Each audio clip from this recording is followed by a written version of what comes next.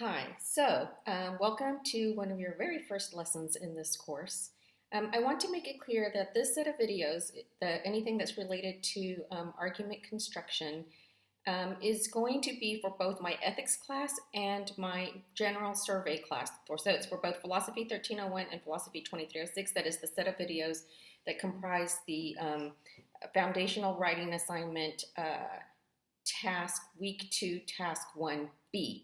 All right, so in my 1301 class, we are using COVID-19 as the context for what we learn about philosophy. Hence, the foundational writing assignment will focus on you constructing arguments about topics related to COVID-19, while in my ethics class, we are using the killing of George Floyd and the aftermath and related topics for the foundational writing assignment, and hence, in that class, we are constructing arguments related to that topic and that contemporary moral problem or issue. I say that because students sometimes, when they're first looking at these documents, will email me before watching a video or going through everything in the week 2 bundle, and they'll say, oh, I don't understand why you're talking about this in your arguments, and somehow they've missed the point or they haven't listened to the video, where I explained that the purpose of week 2 task 1B is to introduce you to how we will be using the term argument. So the point of the lesson is not what we're arguing about, but how one will argue in the foundational writing assignment, whatever the topic happens to be in the foundational writing assignment, the general topic and then the subtopics. So another thing that I wanted you guys to know is that I am totally here to support you. I consider myself more as a coach and not so much a teacher or professor. And please do not even, sometimes people do this. I don't like to tell people that I teach philosophy because then they're like, oh, you know, and they put me on a pedestal, and I really don't want you to think about me that way. I want you to think about me there on the ground with you, like a coach on the sidelines, coaching you, you know, and helping you to perform better. So I am definitely here to support you and coach you and engage with you. That said, I need you, if I'm a coach, then I need you as the player to show up and to be totally present and to give me 100% effort. And so one way you do that, which connects to what I said during the orientation, is to make sure that you are following every single second of every single video, reading every single word. You don't want to show up for a coaching session and you don't bring your full, you know, readiness. So for me to fully help you, I need you to fully be prepared. Now, if you think that you still need help and you don't understand what these lessons are about, this is what I'm going to need for you to coach you, to work with you, to support you in the way that I can, in the way that you can be supported. You're going to have to make sure that you have taken very detailed notes.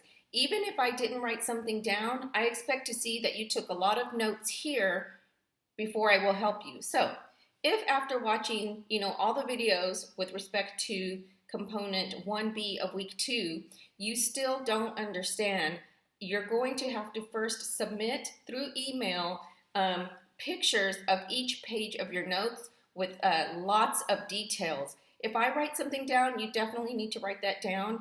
But there'll be times when I don't write something down and you probably should write something down. So anything I do on this document, markup, words, notes, whatever, you'll need to do that if you would like to be able to ask me for help, if you would like to receive coaching from me. So I need you to meet me halfway. I've done a lot to help you, and I need you to show me that, you know, you're following all that. So that said, we're going to go ahead and do a very short lesson on how we're going to be using argument in this class.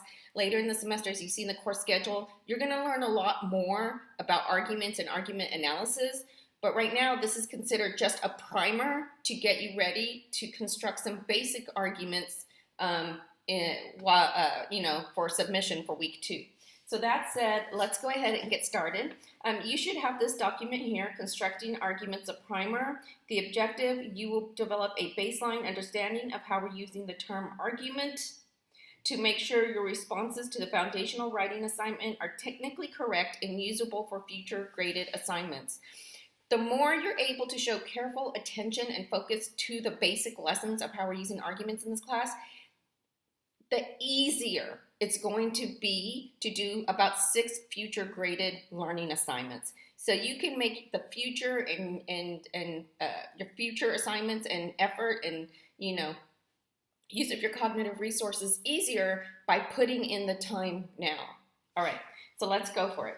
as you can see, I have a lesson over here to the left, and then I have this notes part.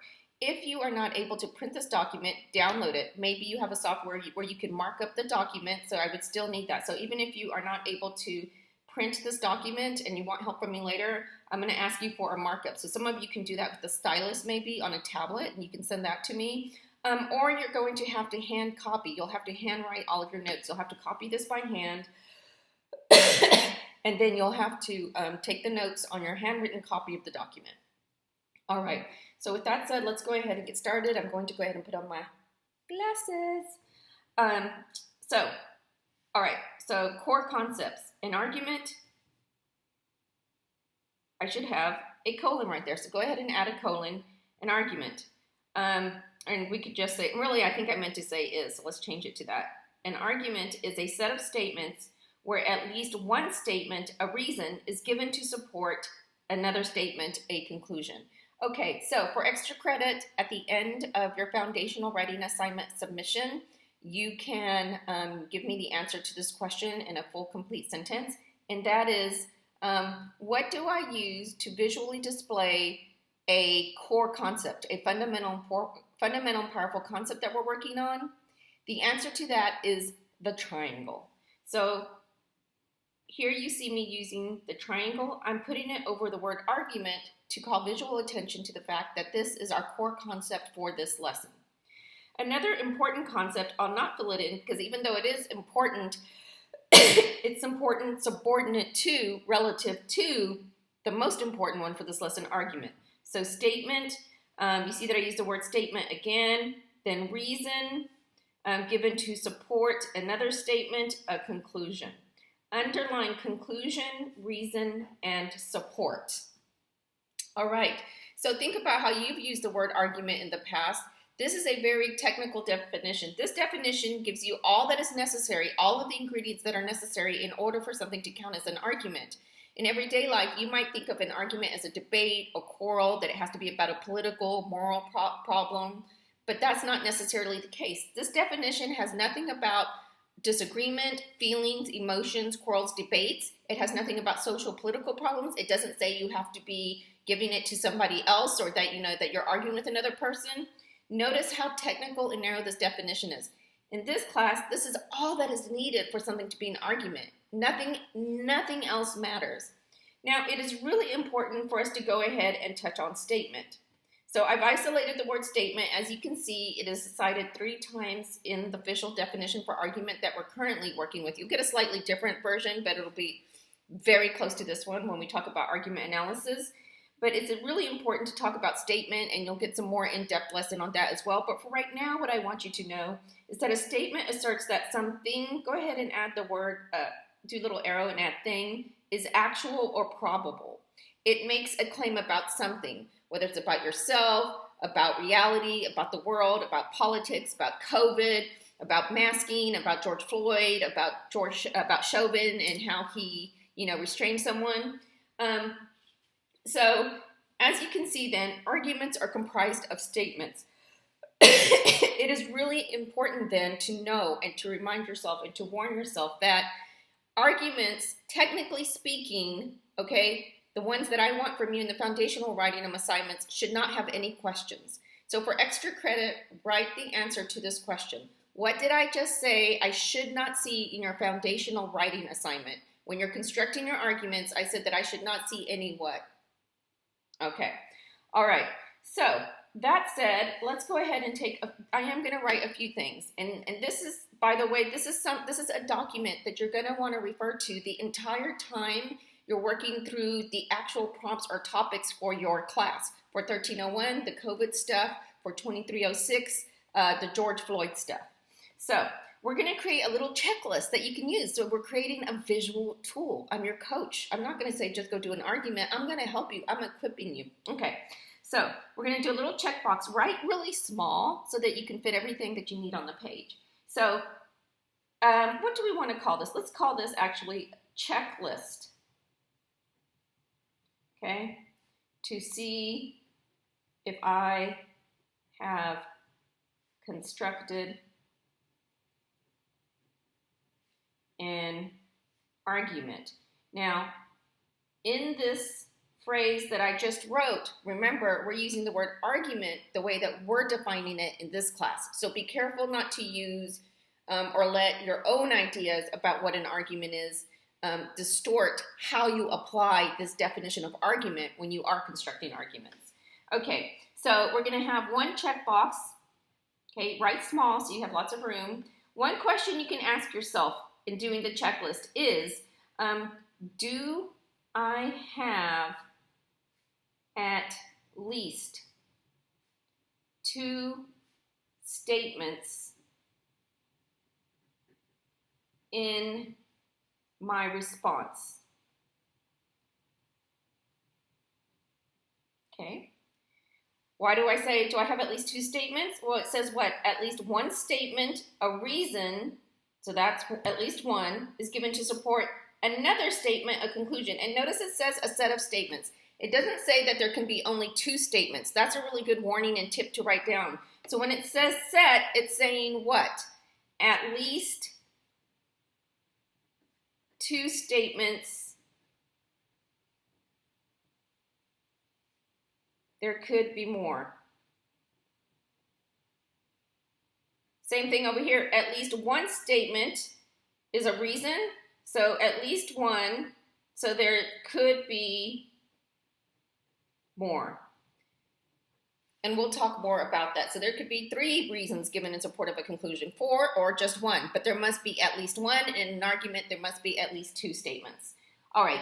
Next checklist, write really small, or next question to ask yourself when trying to make sure that you constructed an argument from the standpoint of this class is there at least one, again, there could be more than one statement that attempts to support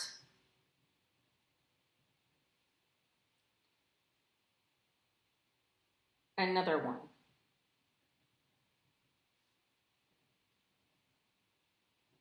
Okay, so when we're talking about this, when we're talking about is there a reason given?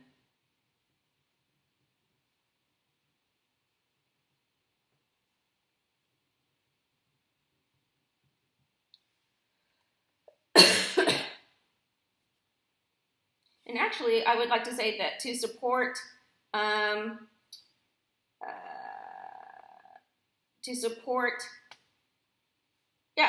another one as true or plausible. So let's do triangles over true, triangles over plausible, over support. Okay. So notice how I'm calling your attention to how we're using these concepts that we highlighted with triangles over here in the checklist that we're creating with questions for you to use as a tool. So I have statements here, then I have statement here, support, another one as true or plausible. So those are new words. So when you have a conclusion and you give reasons for it, the job of the reasons is to try to support or justify that your conclusion, that other statement is true.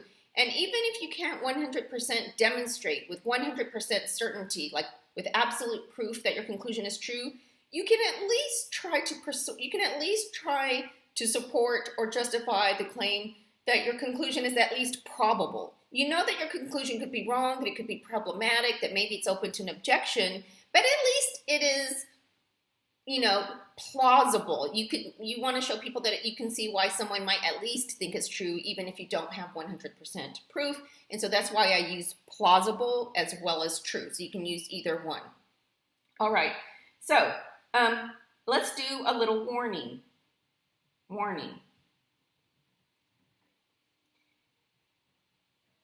The word argument. So when I put a word in quotation marks, that means I'm not using the word, I'm talking about the word. Question for extra credit at the end of your foundational writing assignment. Answer in a complete sentence. What did I say about the use of quotation marks around a word? All right, so when in this class, we will never use the word argument synonymously with the word statement. By the way, this lecture is going to actually help you do better on another graded writing assignment that you'll do in about 2 weeks. Okay, so when you see this sign here in this class, that means does not equal to, should not be equated with. Extra credit question. What does the equal sign with the slash through it mean? Okay, so then what I'm saying with this is that the argument and statement, we are not using those words synonymously, and we can't by the definitions given, okay? So what you should also write is that statements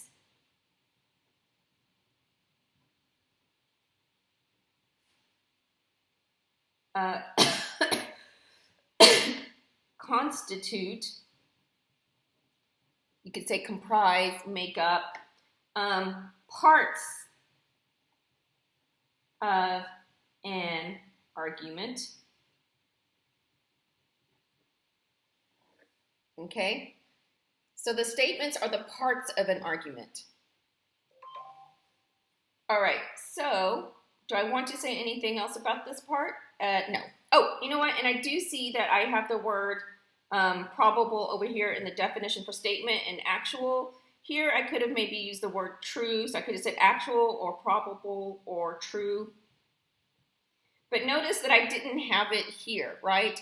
But it's the conclusion, right, that you're trying to show with your reasons that is true. So you're trying to show that your conclusion is actual, or what it says is actual, or that it's true, or that it's at least plausible, and the way you do it is with your reasons. Now, your reasons themselves should be compelling. They should at least be plausible. Even if you can't 100% prove that your reasons themselves are true, you want to at least give plausible reasons, okay? Things that are at least somewhat believable. All right, so that said, we're going to go over an example now. Okay, guys, so let's go ahead and go over our example. This example will show you how both the term argument and statement are manifested here in this response. By the way, this is the kind of response that you will give in the foundational writing assignment, and so it's good to see what an argument might look like in paragraph form. All right, so it says, we should reopen elementary schools. The reason I think this should say this is that children are not learning social skills when having to just sit and do work in front of a computer. All right, so what I'm going to be doing to highlight where the statements are in this argument is I'm going to bracket and number them, and I encourage you to do the same, and you will have to do that, and I should see you have done that if you ask me for additional help after this video. All right, so we have one statement here. We should reopen elementary schools. Let's call that statement 1. Then we have, the reason I think this is that children are not learning social skills when having to just sit and do work in front of a computer. So that is statement 2. All right. Now, let's go to our checklist. What did our checklist tell us to make sure that we have an argument, that we have constructed an argument? And in fact, you can use this for anything. If you're in social media, if you're reading a peer paper and doing peer grading, if you're reading somebody's discussion board, you can say, does this person argue for what they're telling me, or are they just, saying the same thing louder and over again, or bringing something irrelevant up to what they want to say? So you can say, do I have at least, or does this person who's speaking or texting me have at least 2 statements in their response or in my response? So this argument does have 2 statements in the response. So far, it meets one condition of being an argument, but that's not enough. What's the next condition? Is there at least one statement that attempts to support another one as true or plausible? In other words, is a reason given for, is one statement functioning as a reason, trying to support the truth or accuracy or actuality or plausibility of another? So it says we should reopen elementary schools. Then they say, the reason I think this, now notice that they're actually being really explicit and letting us know that they're about to give a reason. That is great. And if you can get a command of what are called reason indicators, I highly suggest you use them because it will make future assignments not only easier for you, but for your peers. So one reason indicator you can use is the reason being, the reason I think this, the reason is that. And then they tell us what their reason is.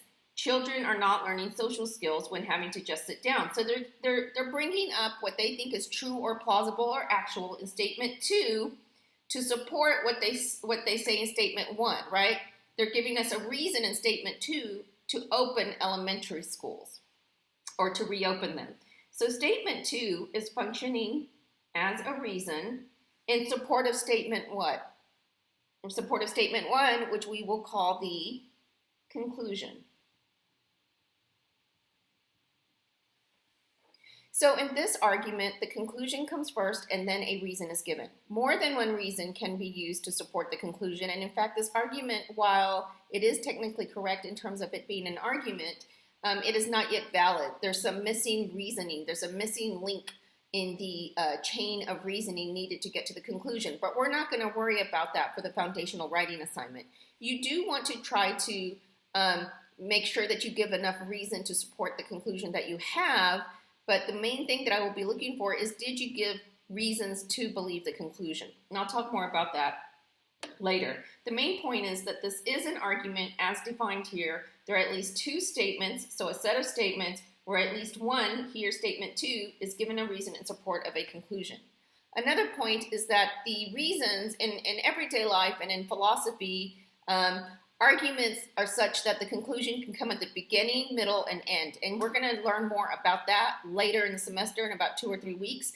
For now, if you're in my 8-week class, we'll learn about it in about 1 or 2 weeks. But for now, we are looking at arguments that only have a conclusion at the beginning, because that is how you're going to construct your arguments in the foundational writing assignment. I actually want you to start with your conclusion. Just know that later we'll learn about arguments where the conclusion comes in the middle or at the end. But for the foundational writing assignment, all of your conclusions will be at the beginning of your argument paragraphs. This concludes this lesson, and I enjoyed doing it for you guys. I hope you found it helpful and that you're able to use it throughout the foundational writing assignment component 1C.